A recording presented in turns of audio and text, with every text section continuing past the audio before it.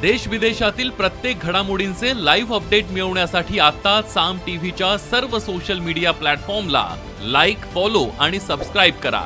तसंच सर्व नोटिफिकेशनसाठी bell icon press करायला विसरू नका।